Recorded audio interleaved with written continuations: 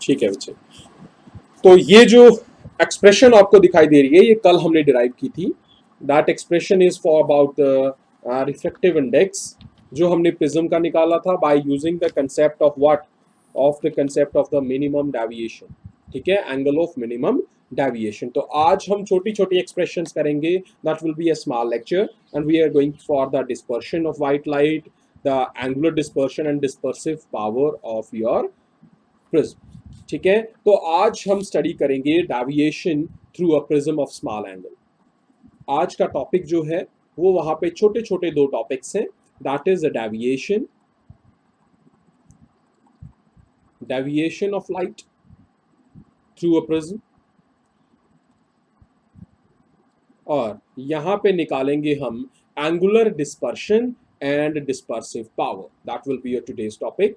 सो आज हमने देखा कि हमारे पास यहां पे जो रिफ्रैक्टिव इंडेक्स है वो हमने निकाला था कल। That was started by the Snell's law, that is sine i by sine r. Done. If मैंने कहा लाइट, और हम मान के ये चल रहे हैं कि angles are very small, small angles. बच्चे ये स्मॉल एंगल्स जो हैं ये एंगल ऑफ इंसिडेंस और एंगल ऑफ रिफ्रैक्शन है। तो अगर एंगल आई और एंगल आर स्मॉल हो तो साइन ऑफ आई किसके बराबर हो जाएगा? Sine of I will be equal to I and sine of R will be equal to R. ये हम अजम्पशन लेके चल रहे हैं कि डेविएशन हम स्टडी कर रहे हैं उन केसेस के लिए जो यहाँ पे एंगल ऑफ इंसिडेंस बड़ा छोटा होगा। अगर एंगल ऑफ इंसिडेंस छोटा होगा तो obviously angle of refraction would also be small. For that case, sin I will be equal to I and sin R will be equal to R. In that case, mu is equal to I upon R. Or you can write down angle I will be equal to mu into R. ये आपके पास एक छोटी सी expression बन गई कि I किसके बराबर हो गया? म्यू आर के। सिमिलरली जो आपका सेकेंड सेट ऑफ एंगल्स है, similarly your I dash will be equal to mu R dash। जो सेकेंड सेट ऑफ एंगल्स इसमें आपका प्रिज्म में बना है वो वहां पे that will also be equal to I is equal to यहाँ पे, यहाँ देखिए ये I बना था और यहाँ पे बन गया था आपका R। यहाँ पे आपके पास I dash है और यहाँ पे है आपका R dash। तो ये सेकेंड सेट ऑफ एंगल्स जो है that would also be same here।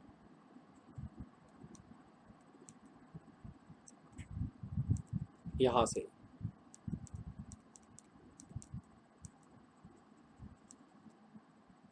ठीक है, तो ये दोनों सेट ऑफ एंगल्स हैं। इन दोनों के लिए आपके पास ये रिलेशन, आपका नया रिलेशन आ गया आपके पास कि I is equal to mu R हो गया और आपके पास I डैश हो गया, that is also equal to mu R dash. So ये आपके दो सेट ऑफ रिलेशंस न्यू बन गए हैं। अब हमने कल पढ़ा था कि डेल्टा जो है ऑल्सो, डेल्टा किसके बराबर था? Delta was equal to I plus I dash minus A। That was the relation। अब I की वैल्यू हो गई है म्यू आर, I डैश जो है that is mu R dash minus A. पहली दोनों में म्यू वैल्यू है common, so we got R plus R dash minus A, and we have also studied that R plus R dash is equal to A previous lectures में। तो हमारे पास हो गया mu, R plus R dash को replace कर लिया A ने, minus A, so that is delta. दोनों में A कॉमन है तो A would be mu minus 1। So delta जो है आपका, it's value would be, delta will be equal to the deviation angle delta will be equal to A into mu minus 1। ये value आपकी आ गई, किसके लिए आ गई? एंगल ऑफ डेविएशन के लिए। यहाँ पे हमने एंगल ऑफ मिनिमम डेविएशन का केस नहीं लगाया है जिसमें आई और आई डैश को हमने इक्वेट किया था, उनको हमने कंपेयर किया था। तो यहाँ से हमारे पास आ गया जो डेविएशन की वैल्यू आ गई, और यहाँ से क्लियर है कि स्मॉल एंगल प्रिज्म जो है उसकी जो डेविएशन है for small angle prism, small angles के लिए जो डेविएशन है that is independent of the angle of incidence, क्योंकि यहां पे एंगल ऑफ इंसिडेंस आया ही नहीं है। एंगल ऑफ इंसिडेंस या रिफ्रैक्शन की वैल्यूज यहां पे आई ही नहीं है, तो वो यहां पे क्या है, इंडिपेंडेंट है। वो क्या है, इंडिपेंडेंट है। तो एक चीज यहां से हमें रिलेशन एक मिल गया। अब हम निकालेंगे भाई आपका जो नई टर्म्स हैं, वो है angular dispersion and dispersive power. आपको पता है डिस्पर्शन क्या होती है, dispersion, angular dispersion and dispersive power। तो पहले मैं आपको बताऊंगा कि डिस्पर्शन क्या होती है, वो तो हमें पता है। डिस्पर्शन क्या होती है कि वो फिनोमिनन होता है डिस्पर्शन जिसमें स्प्लिटिंग होती है, ध्यान रहे स्कैटरिंग नहीं। डिस्पर्शन क्या होती है, dispersion it is the splitting of white light या combination of colors। white light जो है उसकी splitting है into its constituent colors। उसके constituent colors में जो splitting हो जाती है, टूटना है, that phenomenon is known as dispersion। means the जो white light है that gets broken down into its 7 constituent colors, that is Vibgyor।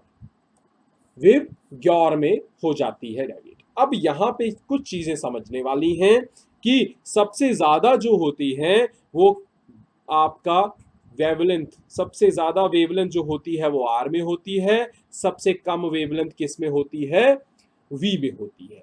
तो wavelength of lambda, that is lambda is less than for lambda for R. Lambda क्या है, lambda V क्या है, it is wavelength of violet. और lambda R क्या है, it is wavelength of red. तो wavelength जो है वायलेट की वो हमेशा लेस होगी as compare to the wavelength of red. और यहां हमने एक चीज और भी पढ़ी हुई है कि जिसकी वेवलेंथ ज्यादा होती है उसकी डिस्पर्शन कम होती है, उसकी डिस्पर्शन कम होती है। तो इसका मतलब है सबसे ज्यादा डिस्पर्शन किस में होगी, कि बैंडिंग किस में ज्यादा हो जाएगी, वायलेट में। तो वायलेट जो है वो बैंड हो जाता है ज्यादा। तो वहां पे क्या होता है, as soon as the white light enter the phase of the prism, यहां पे अगर ये व्हाइट लाइट इंटर करती है फेज पे, तो फेज के अंदर घुसते ही ये जो है ये डिफरेंट कलर्स में बैंड हो जाती है। और आपके पास सबसे ज्यादा बैंडिंग जो हो जाती है वो वायलेट हो जाता है सबसे ज्यादा बैंड, और रेड होता है कम बैंड। क्यों होता है, क्योंकि वायलेट की जो वेवलेंथ थी लैम्डा वी जो था वो कम था, वेवलेंथ थी कम, किससे, आर से। तो इसलिए that was less than lambda R, इसलिए इसमें डिस्पर्शन हो गई ज्यादा। तो इस तरह से इनके ऊपर बैंडिंग जो है वो डिपेंड करती है वेवलेंथ के ऊपर। अब बात आती है भाई कि एंगुलर डिस्पर्शन क्या हुई, what is your angular dispersion. तो एंगुलर डिस्पर्शन क्या है, ये जो लैम्डा वी और लैम्डा आर या वायलेट कलर और आपका रेड कलर के बीच में जो डिफरेंस है एंगल ऑफ डेविएशन का, तो क्या है angular dispersion, angular dispersion, angular dispersion is the separation किसमें, बिटवीन एक्सट्रीम कलर्स। एक्सट्रीम कौन है, एक्सट्रीम है भाई आपका red and violet, red and violet, इन दोनों के बीच में जो डिफरेंस है means angular dispersion is equal to delta V, क्योंकि डेल्टा वी डेविएशन वायलेट की ज्यादा है, माइनस डेल्टा आर। तो that is your angular dispersion. अब हमने पीछे पढ़ा है as delta is equal to mu -1 into A, ये पढ़ा हुआ है।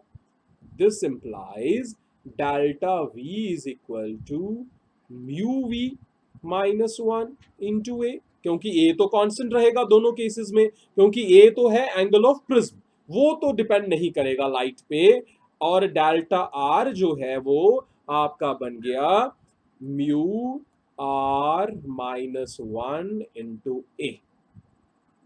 देयरफॉर डेल्टा जो v माइनस डेल्टा आर, ये क्या है अब आपका delta v minus delta R क्या है आपका, that is your angular dispersion. ये किसके बराबर हो जाएगी, ये हो जाएगी इन दोनों के डिफरेंस के बराबर, इन दोनों के डिफरेंस के बराबर हो जाएगी। तो इन दोनों को करो इनका डिफरेंस, क्या बन जाएगा आपके पास, a तो हो गया कॉमन और हो गया mu v minus mu R, और 1 तो कैंसिल हो जाएगा। So mu V minus mu R into A, this is your angle expression for your angular dispersion.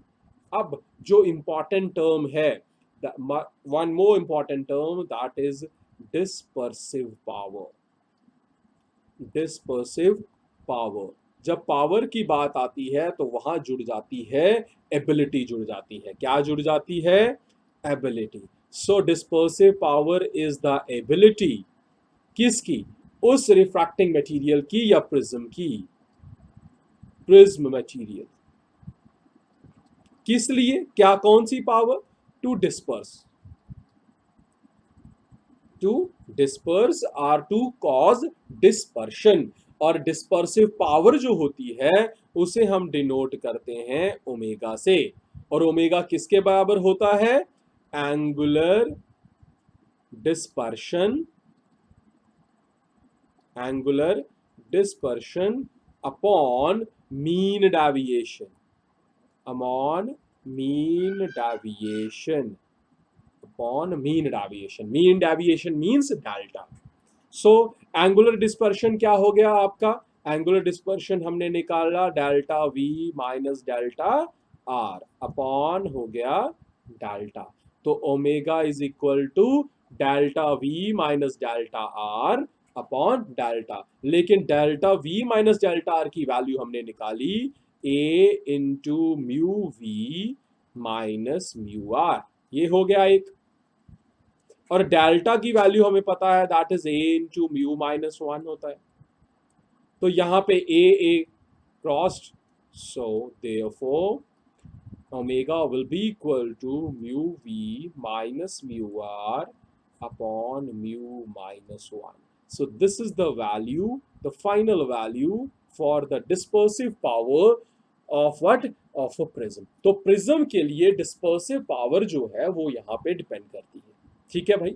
अब आपका क्वेश्चन ये होना चाहिए सर, V और R तो पता चल गए, तो म्यू कहां से निकालेंगे। तो भाई म्यू तो हमें, या तो म्यू हमें डायरेक्टली फॉर अ मटेरियल दिया जाएगा, और अगर मटेरियल नहीं दिया जाएगा तो आपको बोला जाएगा कि mu for yellow colour, mu can also be taken as the refractive index for the yellow colour, क्योंकि येलो जो होती है उसे हम मीन कलर लेके चलते हैं, वो वी और आर के ऑलमोस्ट मिड में आता है, तो मी वहीं से ले लेते हैं। अगर वहां भी नहीं आए तो डेल्टा आपने क्या ले लेना है, delta V plus delta R by 2।